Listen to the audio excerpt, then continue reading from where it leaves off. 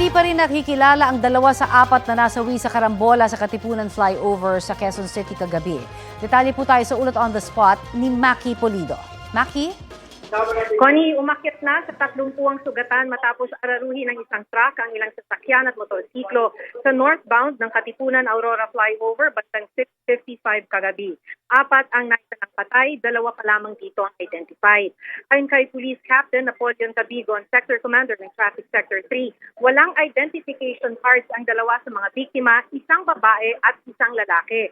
Una silang napaulat na mag-asawa. Pero sabi ni Tabigon, natagpuan lang silang magkatabi. Hirap din daw gawing batayan sa ngayon ang plate number ng mga motorsiklo dahil sa karambola, mahirap sabihin kung alin sa mga motorsiklo ang sinakyan ng mga biktima. Ang 2 sa mga namatay, parehong lalaki ay mga rider din. Ina-drug test na ang truck driver na sinabi sa mga truck investigator, naramdaman na raw na may problema yung preno ng truck, magsisimula pa lang ang kanilang biyahe.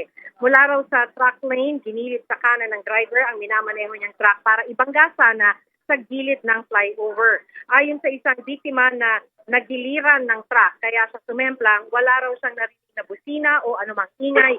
Bigla na lang daw may truck na sobrang bilis ang takbo. Napuruhan ang mga sasakyan at motorsiklo sa bandang pababa ng flyover kung saan naipon na ang mga sasakyan. Samantala, nasa kustudiya na ng pulis ang suspect na nakasalubong ang pulis sa labas ng bahay habang papunta ito sa traffic sector para sumuko. Sabi niya hindi siya tumakas.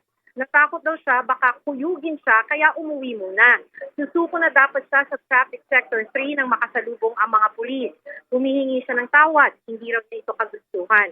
Sinubukan daw niyang ibangga sa gilid ng flyover para sana bumagal. Nasa 40 kilometers per hour lang daw ang takbo niya, pero pagbaba ng flyover, biglang hindi na kumakagat ang preno. Connie? Yeah, Maki, yung 4 ba na sinasabing nasawi, pawang mga sakay ng motorsiklo?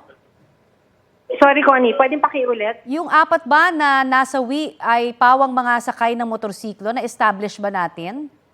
So far, Connie, yun yung sinasabi ng mga investigators dito sa Traffic Sector 3. Yung 4 ay, so far initial investigation sa kanilang pagkakaalam ay mga sakay ng motorsiklo. Alright. Maraming salamat, Maki Pulido.